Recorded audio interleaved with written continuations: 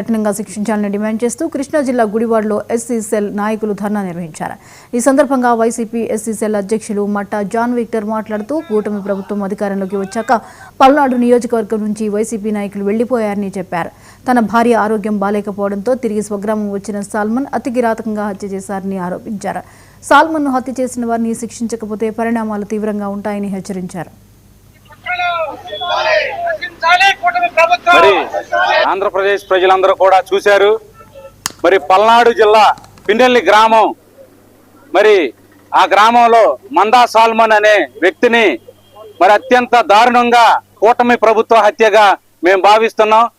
మరి వాళ్ళు ఈ తెలుగుదేశం ప్రభుత్వం ఏర్పడిన దగ్గర నుంచి కూడా గ్రామాలు వదిలేసి భార్య బిడ్డలను వదిలేసి మరి వాళ్ళు ఎక్కడో తలదాచుకుని మరి నిన్న మందా సాల్మన్ యొక్క భార్యకి ఆరోగ్యం బాగాలేక ఆయన తన స్వగ్రామం పిన్నెల్లి గ్రామం వచ్చి ఉండగా ఆయన శత్రువులు మరి ఆయన్ని మరి ఎప్పుడు వస్తాడా అని చూసి మరి ఆయన్ని రాగానే మరి ఆయన మీద దాడికి తెగబడి మరి రాడ్లతో ఆయన తల మీద కొట్టగా మరి ఆయన మృతి చెందడం జరిగింది.